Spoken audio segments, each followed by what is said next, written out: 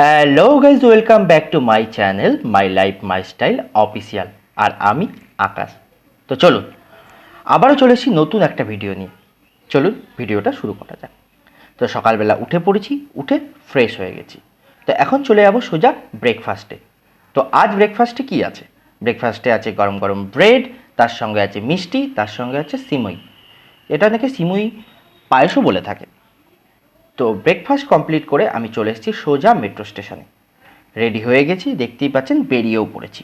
তো এখন ওয়েট করছি আমি স্টেশনের উদ্দেশ্যে যাওয়ার জন্য।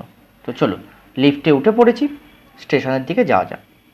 তো এখন সকাল সকালই বেরিয়ে পড়েছি। কোথায় যাচ্ছি সেটা তো অবশ্যই আপনাদের সঙ্গে শেয়ার করব, তার জন্য সঙ্গে থাকতে হবে। এবার আমি চলে এসেছি স্টেশনের টিকিট কাউন্টার। তো এসে তো আমি এক প্রকার অবাক হয়ে গেছি। কেন? আপনারা নিজেরাই দেখুন স্টেশনে কি পরিমাণ ভিড়। এই গরমে এত ভিড় কেন বুঝতে পারছি না। তারপর ওয়েট করছিলাম টিকিটের জন্য, লম্বা লাইন পড়েছিল। তো অনেকক্ষণ অপেক্ষার পর পেয়ে গেছিলাম টিকিট। তারপর যাচ্ছিলাম স্টেশনের উদ্দেশ্যে, ট্রেনের উদ্দেশ্যে।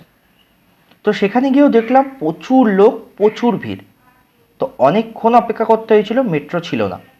তারপর অবশেষে মেট্রো চলে আসলো এবং উঠেও পড়লাম। চিন্তা করছিলাম বসার জায়গা পাবো কি না, কিন্তু না, বসার জায়গা পেয়ে গেছিলাম।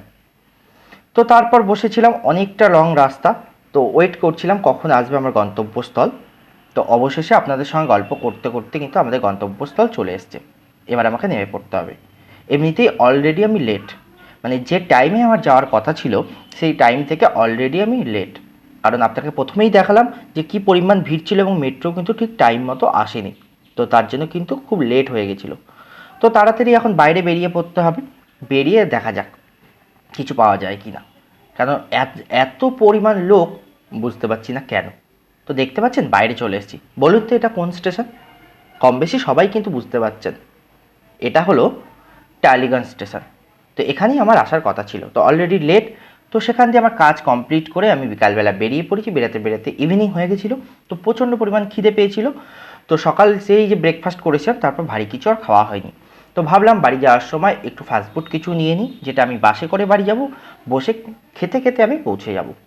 কিন্তু এটা আমি ভেবেছিলাম, কিন্তু এটা কমপ্লিট হয়নি।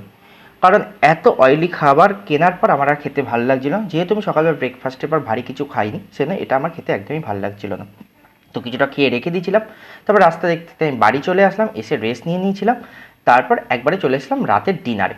চলুন রাতের ডিনারে কি আছে। এখানে আছে গরম গরম ভাত, ডাল, আলু পোস্ত, আর এটা আছে ঝিঙে আলু পোস্ত, আর এটা আছে ওল ডাটার চচ্চড়ি, আর তার সঙ্গে ছিল গন্ধরাজ লেবু। তো এটাই ছিল আজ রাতের আমার ডিনার। চলুন ডিনারটা কমপ্লিট করা যাক। তো আজকের ভিডিওটা এখানেই শেষ করলাম। আবার আসবো নতুন কোনো ভিডিও নিয়ে। সবাই সুস্থ থাকবেন, ভালো থাকবেন। সবাইকে ধন্যবাদ।